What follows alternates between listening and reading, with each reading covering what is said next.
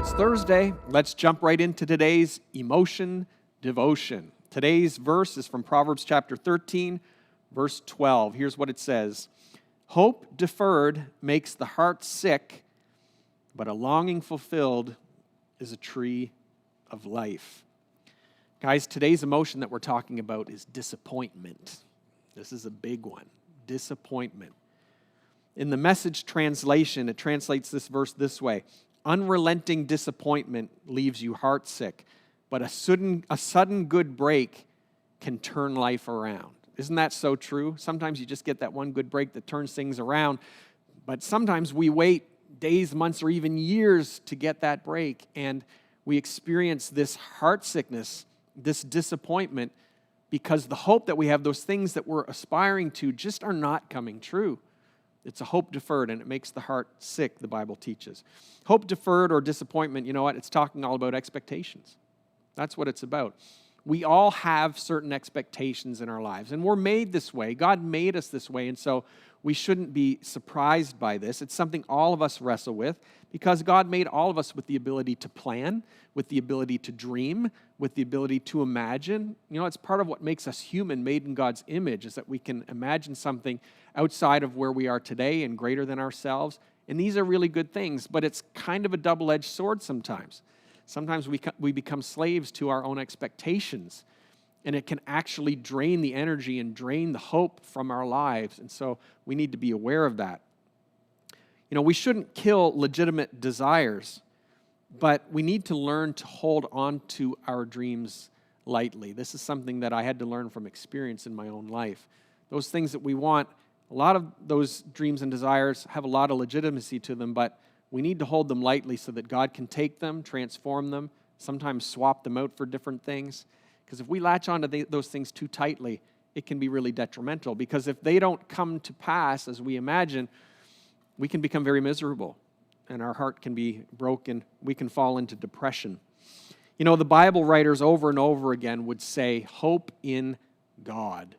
We place our hopes in all kinds of different things, and some of those things are legitimate, but ultimately, our hope in everything needs to be in God alone. He's the only one who's eternal, the only one who can really guarantee the fulfillment that we're looking for in our hearts. And so again, we need to combat these negative emotions with the truth of the gospel. We've been talking a lot about that through the series that we're in called Exposed.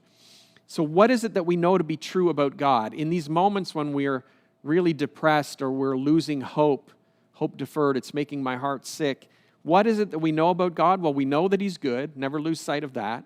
We know that He is loving. We also know that He's all-powerful and that He's capable of doing anything He wants with the situations of my life if He chooses to. We also know that Jesus has gone to prepare a place for us, that there is a life coming after this one that is better than this one by far. These are all amazing promises that we need to remember because they impact the amount of hope that we have. Jesus taught in Mark chapter 10 that when we give up on certain dreams and privileges in this life for His sake, that He actually promises to reward us. He'll reward us in this life, but then also it says 100 times more in the life to come. That's a pretty cool promise.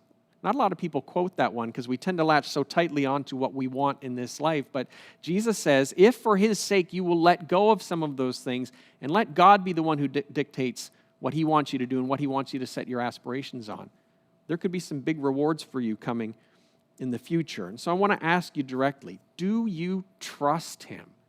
Those of you that are losing hope, where it's just kind of draining out of your life because you're not seeing those things that you want come to fulfillment, do you trust Him?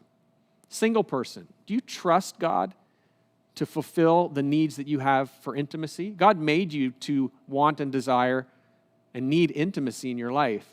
And maybe you're not finding it. Do you trust Him for that?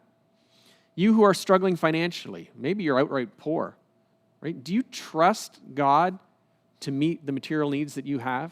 Do you trust Him for that? You who are maybe brokenhearted, do you trust that God can heal your broken heart?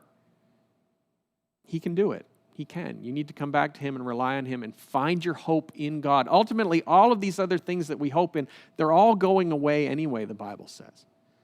So ultimately, our hope needs to be in God, knowing that He loves us, that He has a plan for us. And if we don't realize the things that we want in this life, guess what? There's another life coming. And God, who loves us, is going to provide us with all of these good things that He wants to bestow upon us. Are you willing to wait for His timing?